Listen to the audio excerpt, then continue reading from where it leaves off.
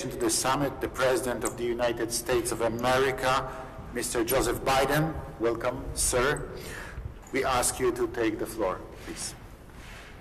Well, thank you all very much, and I'm delighted to be here. Some of you may remember years ago when we were expanding NATO, I was the one in the United States Senate who was pushing the hardest to expand NATO for membership, and many of you sitting around this table. And the irony is that one of the last conversations I had with our friend in Russia was, I said, you keep asking for the Finlandization of NATO.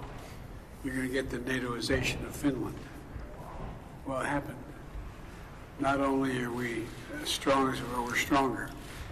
And I say to my fellow presidents that I'm honored to be with you here, and so many strong NATO allies, and the Secretary General, who I think has done an incredible job for a long time. I rely on his judgment a great deal.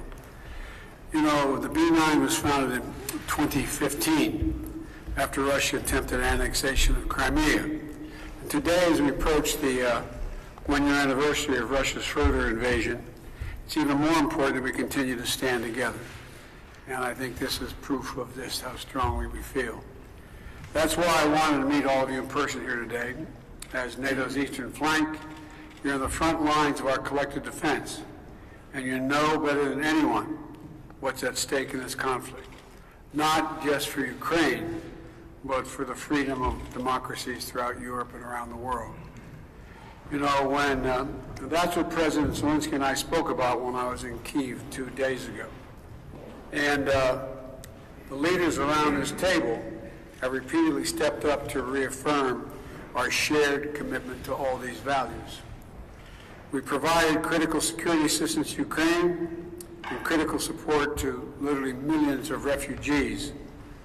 We've helped ensure Ukrainians can access basic services, and together we'll continue our enduring support for Ukraine as they defend their freedom.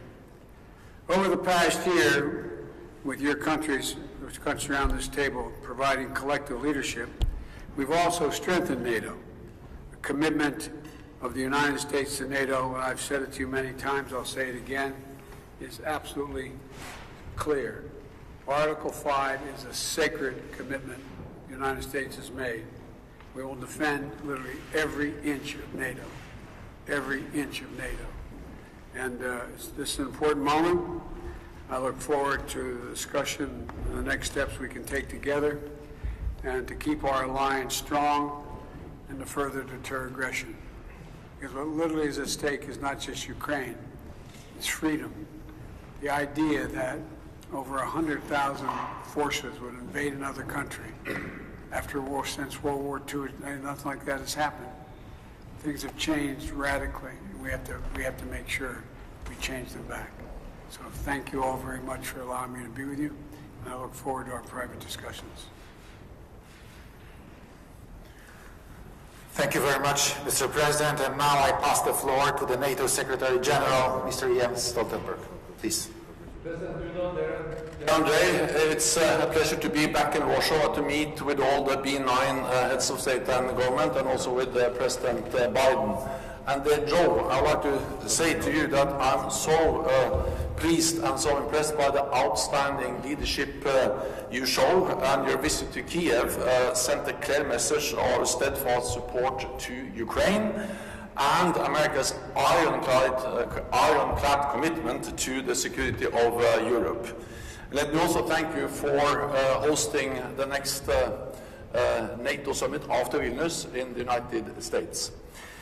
1 year since the launch of Russia's invasion, President Putin is not preparing for peace. On the contrary, he is preparing for more war.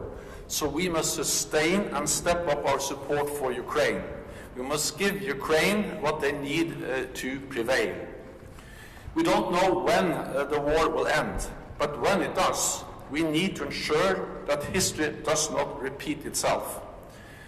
We have seen the Russian pattern of aggression over many years. Georgia in 2008, Crimea and Donbass in 2014, and then the full-fledged invasion of Ukraine last year. We cannot allow Russia to continue to chip away at European security. We must break the cycle of Russian aggression. NATO allies have never been more united. We will protect every inch of Allied territory based on our Article 5 commitment to defend each other. One for all and all for one. Thank you so much. Thank you very much, Mr. Secretary General. Ladies and gentlemen, this concludes the part of the summit open for media. So I kindly ask the media to leave the room, please. Thank you very much. Thank you very much. Please go outside.